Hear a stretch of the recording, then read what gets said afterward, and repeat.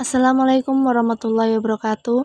Perkenalkan, saya Febdidia Larasati, NIM 1903211000019 dari kelas Agribisnis A. Di sini saya akan menjelaskan mengenai karakteristik serta kurva dari pasar output dan pasar input. Pasar persaingan sempurna memiliki karakteristik yaitu 1. Komoditas yang ada di pasar adalah homogen. Jenis komoditas tertentu yang dijual oleh para penjualnya harus sama dalam segala hal. Dalam menentukan pembeliannya, konsumen tidak tergantung pada siapa yang menjual komoditas tersebut, melainkan pada tingkat harga komoditas tersebut. 2. Banyaknya jumlah penjual dan pembeli. Komoditas yang dibeli oleh seorang pembeli atau jumlah komoditas yang dijual oleh seorang penjual sangatlah kecil kontribusinya. Pembeli maupun penjual secara orang per orang tidak mungkin mempengaruhi harga pasar dari komoditas yang diperjualbelikan tersebut. 3. Pelaku pasar memiliki informasi yang sempurna tentang kondisi pasar. Tiap pembeli memiliki pengetahuan yang sempurna mengenai harga komoditas yang akan dibeli. Bila ada penjual yang ingin menjual komoditasnya dengan harga yang lebih tinggi daripada penjual lain, maka ia tidak akan memperoleh pembeli. Karena pembeli sudah mengetahui dengan sempurna bahwa di tempat lain mereka dapat membeli komoditas yang sama dengan harga yang lebih rendah. Pelaku pasar dapat dengan mudah keluar masuk pasar. Apabila penjual mendapatkan keuntungan yang baik, maka penjual akan mudah untuk memasuki pasar. Tetapi sebaliknya, apabila penjual merasa tidak mendapatkan keuntungan sama sekali atau mendapatkan kerugian, maka penjual akan keluar dari pasar. Yang kelima yaitu, harga ditentukan oleh kekuatan permintaan dan penawaran yang ada di pasar. Apabila permintaan yang ada di pasar jauh lebih kuat daripada penawaran yang ada, maka harga yang terbentuk di pasar persaingan sempurna adalah sangat tinggi. Namun sebaliknya, apabila penawaran jauh lebih banyak daripada permintaan, maka harga yang terbentuk pada pasar persaingan sempurna adalah sangat rendah. Kurva perusahaan mendapat keuntungan di atas normal dalam pasar persaingan sempurna. Bila perpotongan harga komoditas yang tercipta akibat keseimbangan pasar dengan kurva MC, berarti tingkat produksi yang memaksimumkan keuntungan perusahaan, karena P sama dengan MR, berada di atas kurva AC. Perusahaan yang bersangkutan memperoleh keuntungan di atas normal. Terlihat bahwa pada saat harga berada pada tingkat P0, perpotongan harga dengan kurva MC terjadi di titik E. Pada saat itu, produksi yang dapat memberikan tingkat keuntungan maksimum adalah Q0. Perpotongan antara garis yang ditarik dari titik E ke Q0 memotong kurva AC di titik A.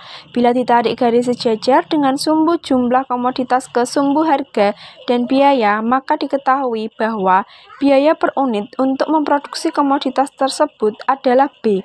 Dengan demikian, TR adalah 0, Q0, EP0, dan TC adalah 0, Q0, AB.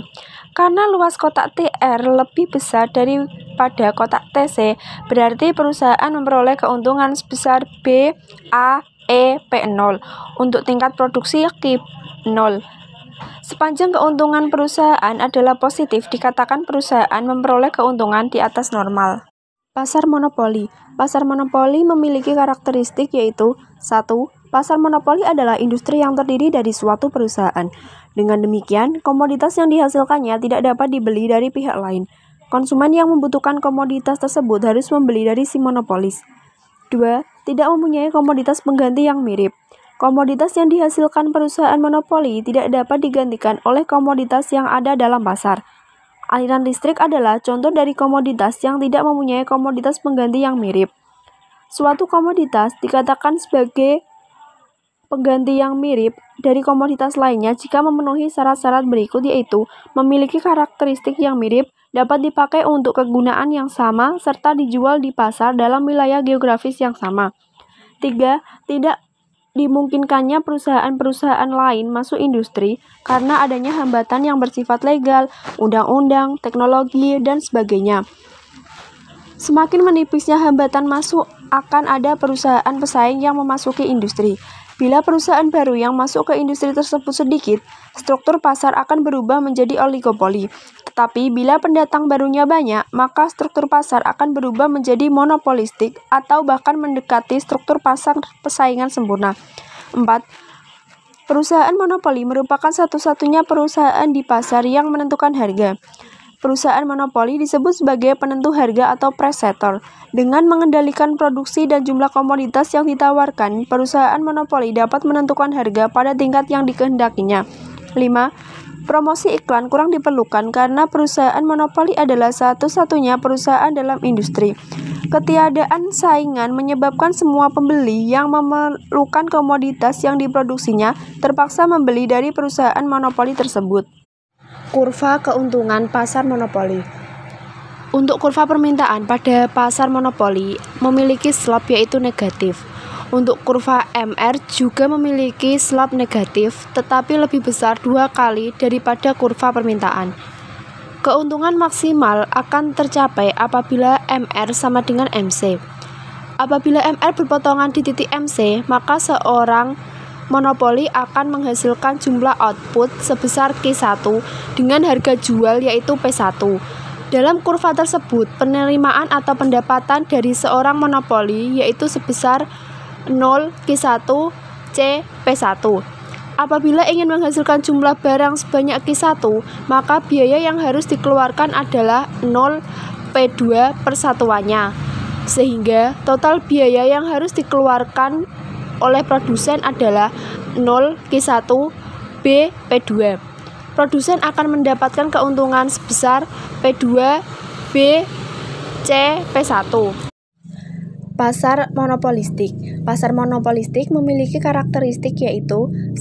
Terdapat cukup banyak pengusaha. Banyaknya pengusaha di pasar persaingan monopolistik tidaklah sebanyak seperti dalam pasar persaingan sempurna. Perusahaan dalam pasar persaingan monopolistik mempunyai ukuran yang relatif sama besarnya. Keadaan ini menyebabkan porsi produksi suatu perusahaan adalah kecil dibandingkan dengan keseluruhan produksi di pasar. 2. Komoditas berbeda karakteristik.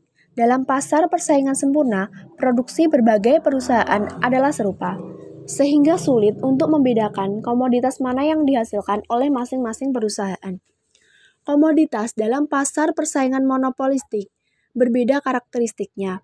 Akibat adanya perbedaan tersebut, komoditas yang dihasilkan oleh perusahaan dalam pasar persaingan monopolistik bukanlah komoditas yang bersifat pengganti sempurna bagi komoditas yang dihasilkan oleh perusahaan lain, melainkan hanya merupakan pengganti yang dekat.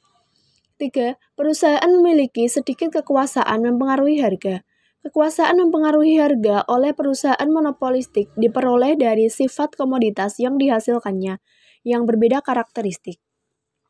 Apabila suatu perusahaan menaikkan harga komoditasnya, perusahaan tersebut masih dapat menarik pembeli, walaupun jumlah pembelinya tidak sebanyak seperti sebelum kenaikan harga. Tetapi sebaliknya, apabila perusahaan menurunkan harga, tidaklah mudah untuk menjual semua komoditas yang dihasilkannya. 4. Rendahnya hambatan memasuki industri. Perusahaan yang akan masuk dan menjalankan usaha di pasar persaingan monopolistik tidak akan banyak mengalami hambatan, seperti halnya dalam pasar oligopoli dan monopoli, walaupun tidak semudah seperti dalam pasar persaingan sempurna.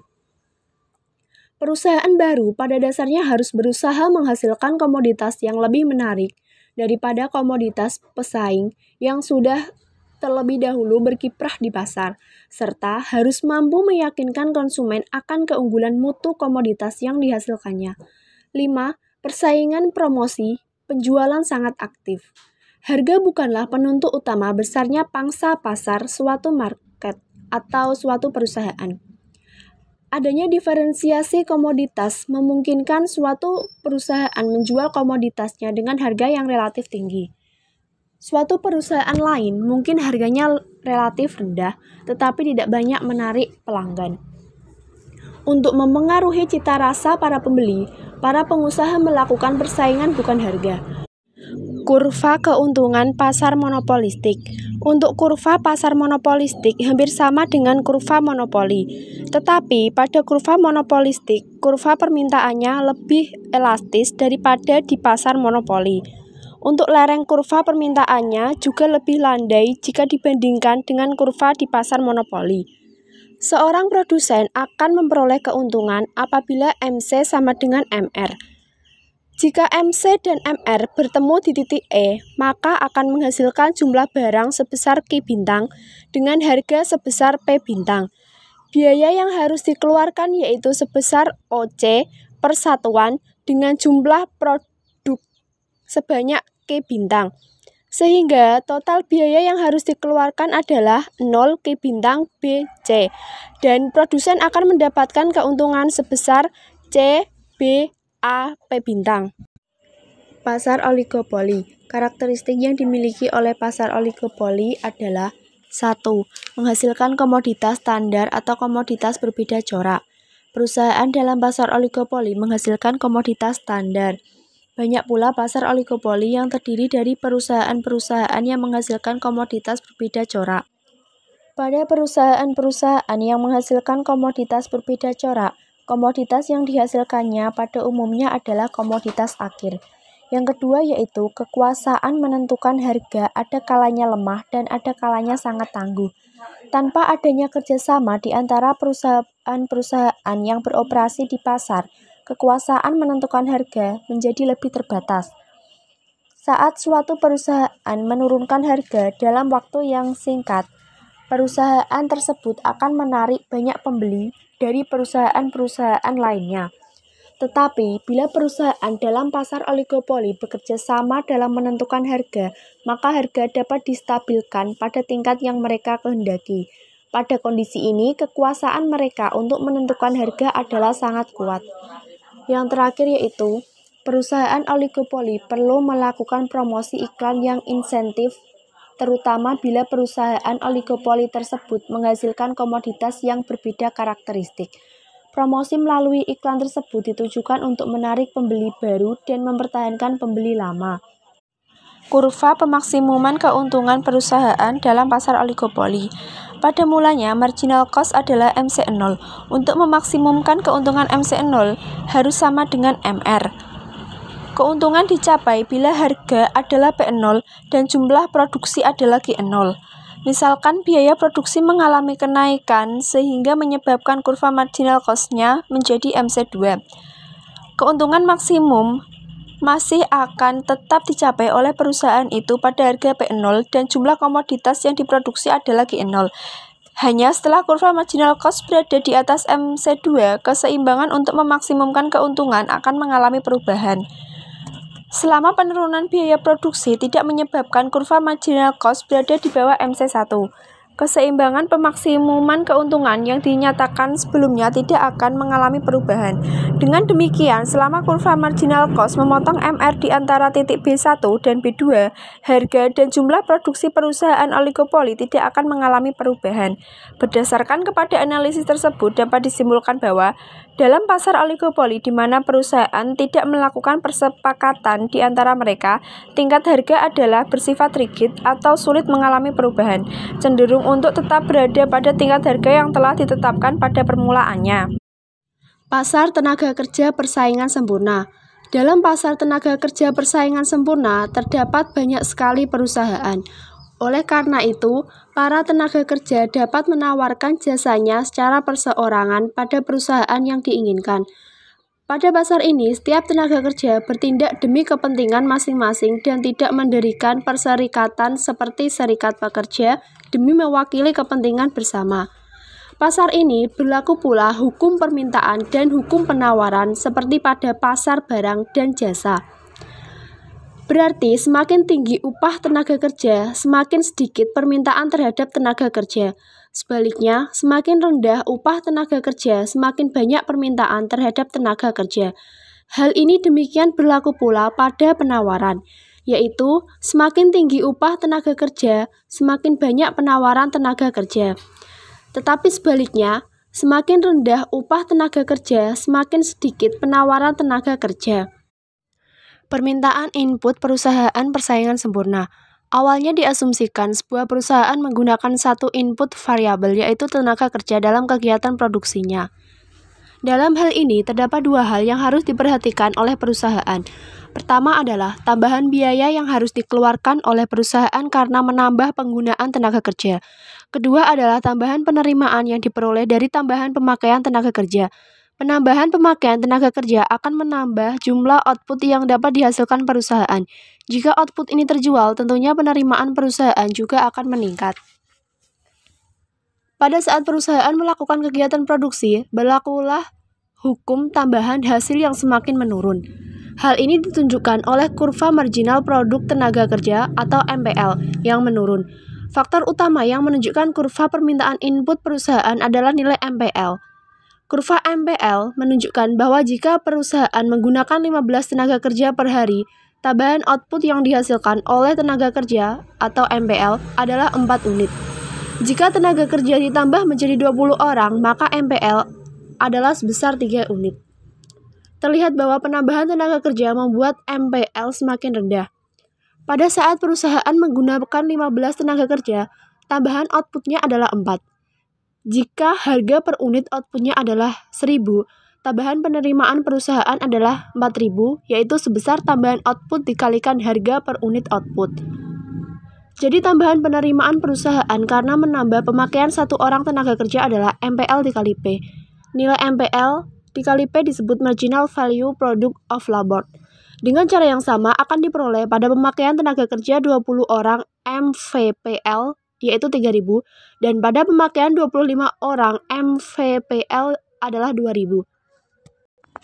Perusahaan akan terus menambah jumlah tenaga kerja selama MVPL lebih besar daripada upah tenaga kerja. Sebaliknya, jika MVPL lebih kecil daripada W, perusahaan sebaiknya mengurangi jumlah pemakaian tenaga kerja untuk mendapatkan keuntungan maksimum.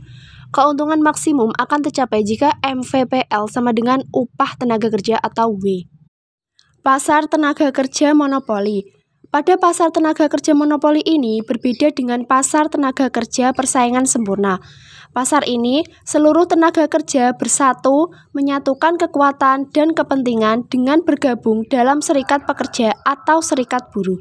Serikat pekerja bertugas mewakili para pekerja dalam menuntut upah dan fasilitas-fasilitas lain kepada perusahaan demi meningkatkan kesejahteraan pekerja. Karena bergabung dalam satu kekuatan yaitu serikat pekerja, maka para tenaga kerja memiliki hak monopoli dalam menjual atau menawarkan tenaganya. Permintaan input perusahaan monopoli. Perusahaan monopoli juga bertujuan untuk mendapatkan keuntungan maksimal. Perusahaan memiliki kekuasaan untuk menentukan harga jual produk dengan melakukan upaya pembatasan jumlah produksi. Perusahaan monopoli akan terus menambah jumlah pemakaian inputnya sepanjang tambahan penerimaan yang diperoleh dari penambahan input tersebut masih lebih besar dari biaya yang dalam hal ini adalah upah tenaga kerja. Sebagai penentu harga, perusahaan monopoli akan berproduksi pada tingkat optimal yaitu pada saat MR sama dengan MC. Kurva permintaan yang dihadapi monopoli memiliki kemiringan negatif, maka MR monopoli tidak sama dengan P, kecuali untuk output pertama. MR monopoli selalu lebih kecil dari P. Agar bisa menjual komoditas lebih banyak, maka perusahaan monopoli harus menurunkan tingkat harga. Dengan demikian, tambahan penerimaan perusahaan monopoli karena penambahan jumlah pemakaian input bukanlah MPL dikali P, tetapi MPL dikali MR. Nilai MPL dikali MR ini disebut Marginal Revenue Product of Labor atau MRPL. Jika MRPL lebih besar daripada W, maka monopolis masih berkesempatan meningkatkan keuntungan dengan menambah jumlah pemakaian tenaga kerja. Sebaliknya, jika MRPL lebih kecil daripada W, maka monopolis harus mengurangi jumlah pemakaian tenaga kerja untuk memperoleh keuntungan yang maksimal. Dengan demikian, keuntungan maksimal akan diperoleh jika MRPL sama dengan W. MRPL ini menunjukkan kurva permintaan input bagi perusahaan monopoli. Pada perusahaan monopoli, nilai MR-nya selalu lebih rendah dari P pada berbagai tingkat output, sehingga kurva MRPL selalu lebih rendah dari MVPL pada berbagai tingkat pemakaian input.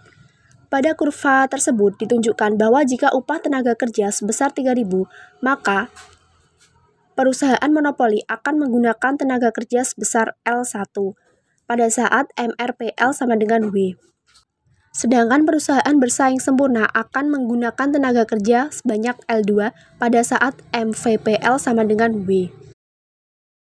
Sekian yang dapat saya sampaikan, semoga bermanfaat. Terima kasih dan mohon maaf. Wassalamualaikum warahmatullahi wabarakatuh.